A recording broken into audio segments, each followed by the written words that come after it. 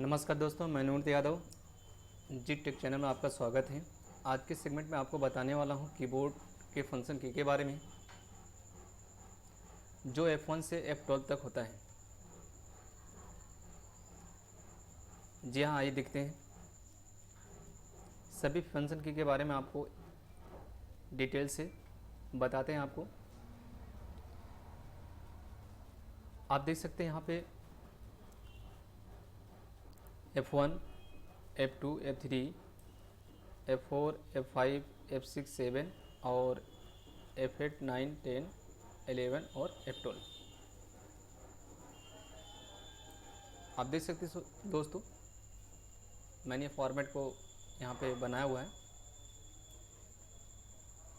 इसके साथ साथ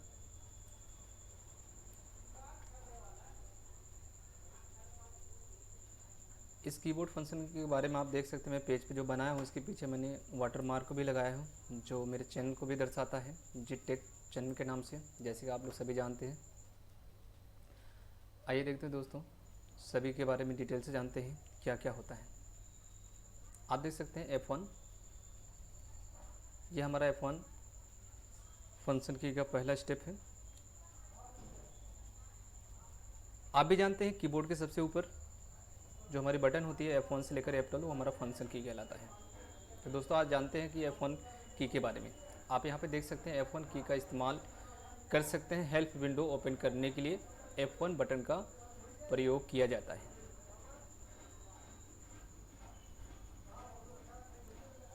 इसी प्रकार से F2 के बारे में जानते हैं। अगला मेरा फंक्शन की जो है F2 की का इस्तेमाल कर सकते हैं किसी भी फाइल या फोल्डर का नाम बदलने के लिए F2 बटन का उपयोग किया जाता है।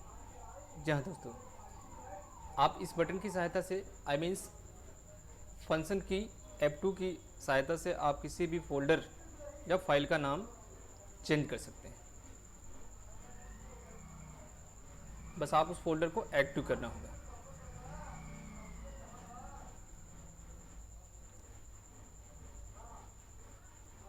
इसी प्रकार से दोस्तों हमारा अगला जो फंक्शन की है, आइए हम आपको करके भी दिखाते हैं, प्रैक्टिकली भी बता सकते हैं आपको। ये देखिए F2 का इस्तेमाल करते हैं हम लोग किसी भी फाइल या फोल्डर का नाम को बदलने के लिए। मैं आपको छोटा सा एग्जांपल दिखाता हूँ दोस्तों।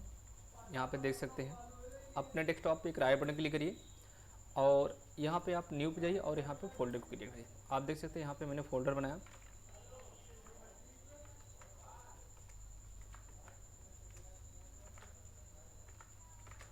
तो दोस्तों ये हमने फोल्डर को जी टेक के नाम से बनाया। अब इस फोल्डर को देखिए, आप यहाँ पे देखिए, इस फोल्डर को हमने एक्टिव किया और मैंने कीबोर्ड से दोस्तों कीबोर्ड से मैंने F2 को प्रेस किया, F2 फंक्शन की का इस्तेमाल किया। तो आप यहाँ पे डायरेक्टली रीनेम कर सकते हैं। आप सिंपल से देख सकते हैं। मैं दोबारा आपको रीनेम करके दिखाता हूँ।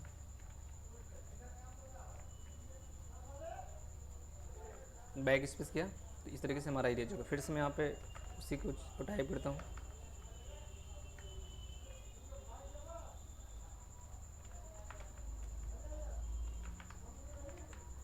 आप देख सकते हैं मैंने फोल्डर के नेम को रीनेम कर दिया। तो बहुत सिंपल से आप देख सकते हैं, मैंने जी टेक चैनल का नाम लिखा था, वहाँ पे मैंने मॉर्निंग नाम का फोल्डर बनाया। तो इस तरीके से आप शॉर्टकट फोल्डर को आसानी से रीनेम कर सकते हैं। बस दोस्तों हमारा फोल्डर एक्टिव होना चाहिए। इस तरीके से एक्टिव होगा तो आप रीनेम कर सकते हैं। आइए पुनः देखते हैं, अपने सीट पे चलते हैं। तो इस तरीके से बहुत आसान है।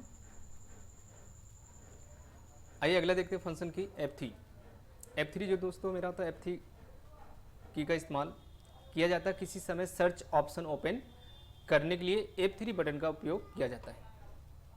इस तरीके से यदि हमारे कंप्यूटर के अंदर या आप ऑनलाइन या ऑफलाइन रहते हैं तो अगर आप किसी चीज़ को सर्च करना है तो वहाँ पे आप F3 फंक्शन की का इस्तेमाल करेंगे तो आपके सामने एक विंडो ओपन होगा। उस विंडो में आप क्या कर सकते हैं, जो आपको सर्च करना है मीन्स फाइल या फोल्डर खोजना, बस उसका नाम को टाइप कर दीजिए और आप सर्च कर सकते हैं।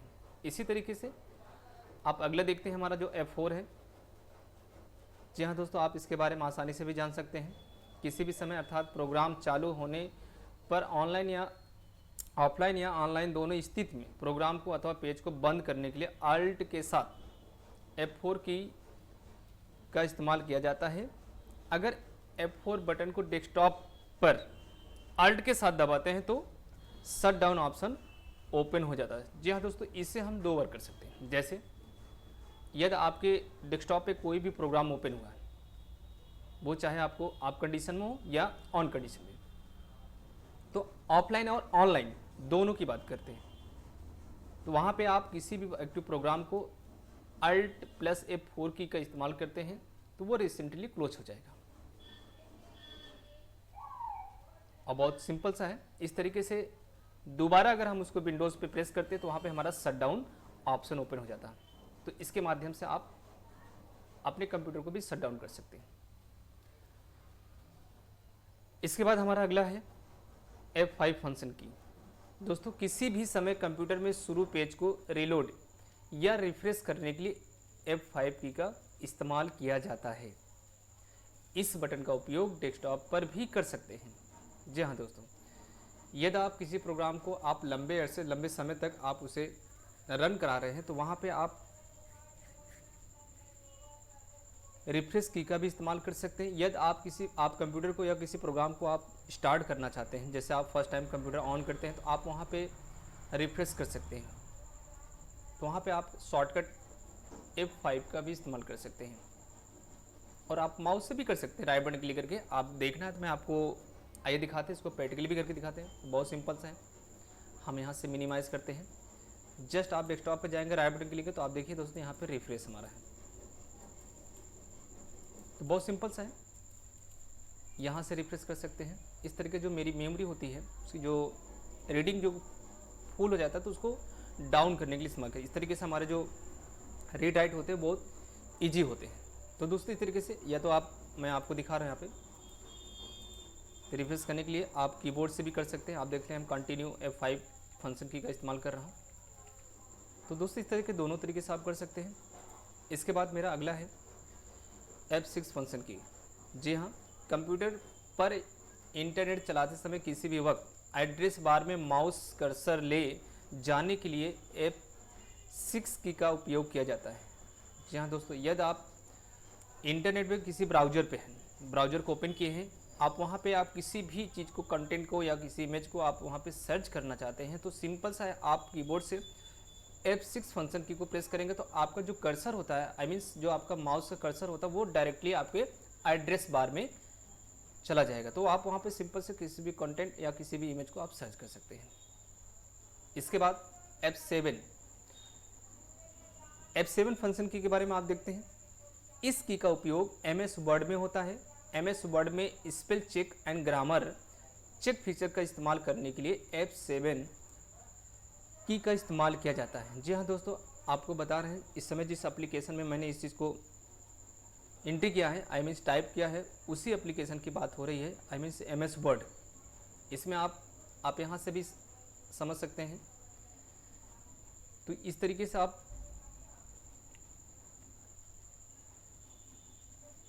MS वर्ड में आप किसी भी स्पेल और ग्रामर को चेक करने के लिए इस्तेमाल करते हैं। अब ये काम कैसे करता है दोस्तों, देखिए आपको सिंपल बताते हैं। यदि आप किसी भी टेक्स्ट के नीचे अगर आप वहाँ पे रेड लाइनिंग दिखती है, जैसे आप यहाँ पे देख सकते हैं, तो दोस्तों इसका जो संकेत होता है वो क्या होता है, स्पेलिंग का रॉन्ग। यहाँ पे तो मैंने जो शब्द लिखा है हिंदी में वो तो करेक्ट है, बट ये जो मेरा वर्ड शब्द है वो हमारे इस डिक्शनरी में नहीं है। इस रीजन से ये क्या चीज़ है, वो हमारा स्पेल का रॉन्ग शो करता है। ये जो रेड लाइनिंग का जो सिग्नल है, ये जो सिग्नल हमारा है, ये स्पेल का रॉन्ग का संकेत करता है। वहीं जो ग्रीन लाइनिंग होती है दोस्तों, वो हमारा जो होता है ग्रामेटिकली रॉन्ग का सिग्नल देता है। तो ये मीनिंग है आपका F7 का। आइए देखते हैं दोस्तों F8 फंक्शन की का यूज। कंप्यूटर में इस की का इस्तेमाल सिर्फ विंडो इंस्टॉल करते समय ही किया जाता है, जैसे कि बूट वगैरह वगैरह। जी हाँ दोस्तों, यदि आपका डेस्कटॉप कंप्यूटर हो तो वहाँ पे आप किसी भी विंडोज को इंस्टॉल करते समय, आई मीन्स किसी भी ऑपरेटिंग सिस्टम को इंस्टॉल करते समय बूट करने के लिए आप इस की का इस्तेमाल करते हैं। इसके बाद हमारा अगला जो फंक्शन की है वो है F9। दोस्तों F9 हमारा जो होता है माइक्रोसॉफ्ट वर्ड में डॉक्यूमेंट को रिफ्रेश करने के लिए एवं माइक्रोसॉफ्ट आउटलुक में ईमेल भेजने के लिए F9 की का इस्तेमाल किया जाता है।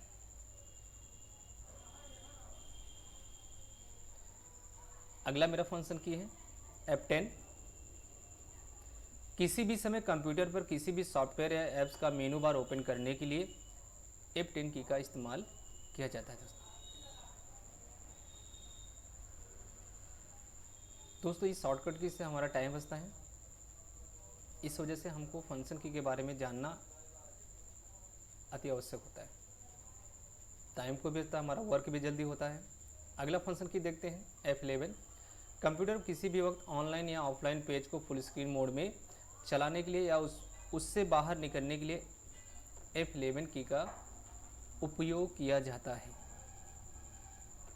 जी हाँ दोस्तों, आप कंप्यूटर पर किसी भी वक्त ऑनलाइन या ऑफलाइन पेज को फुल स्क्रीन मोड में चलाने के लिए या उससे बाहर जाने के लिए इस F11 की का उपयोग किया जाता है। तो बहुत सिंपल दोस्तों, आप कभी कभी आपको फुल स्क्रीन करना होता है तो आप सिंपल से आप यहाँ पे जाते हैं, आप यहाँ पे देख सकते हैं, इसको मैक्सिमाइज या रिस्टोर भी कहते हैं। इसी तरीके से अगला मेरा जो फंक्शन की है वो लास्ट है मेरा F12। कंप्यूटर में माइक्रोसॉफ्ट वर्ड में किसी भी फाइल या डॉक्यूमेंट को सेव करने के लिए सेव एज विंडो ओपन करने के लिए कंट्रोल के साथ F12 की का उपयोग किया जाता है। तो दोस्तों आप समझ सकते हैं, मैं आपको यहाँ पे दिखा रहा हूँ। तो सिंपल सा है, मैंने F12 को प्रेस किया तो आप देख सकते हैं यहाँ पे जो ऑलरेडी मेरी फाइल सेव हुई थी वो मेरा ओपन हो गया। तो आप इसे रीनेम कर सकते हैं। तो ये हो मेरा काम करने का तरीका, आई मीन्स ये F12 की का इस्तेमाल। तो ये हमारा सेव एज का मीनिंग होता है रीनेम करना। तो जो मेरी फाइल या डॉक्यूमेंट्स पहले से सेव रहता है, आप उसे F12 की इस्तेमाल करने से वो मेरा फाइल ओपन हो जाता है और उसे हम रीनेम कर सकते हैं। इसी तरीके से कंट्रोल के साथ F12 की का उपयोग किया जाता है। तो दोस्तों ये था हमारा सभी फंक्शन की के बारे में, एक एक करके मैंने आपको डिटेल बताया। दोस्तों अगले वीडियो में आपको मैं सभी कीबोर्ड के सभी और अदर जितने भी कीज़ उसमें हैं उन सब के बारे में, आपको जो मेरे कीबोर्ड के अंदर स्पेशल कीज़ वगैरह है ऑलरेडी हमारे कीबोर्ड में है, उनके बारे में आपको एक एक करके स्टेप बाय मैं आपको नेक्स्ट वीडियो में बताऊंगा। ये दोस्तों आप हमारे चैनल पे नए हैं तो आप लाइक एवं सब्सक्राइब करना ना भूलें, जिससे मेरी वीडियो आप तक मिलती रहे।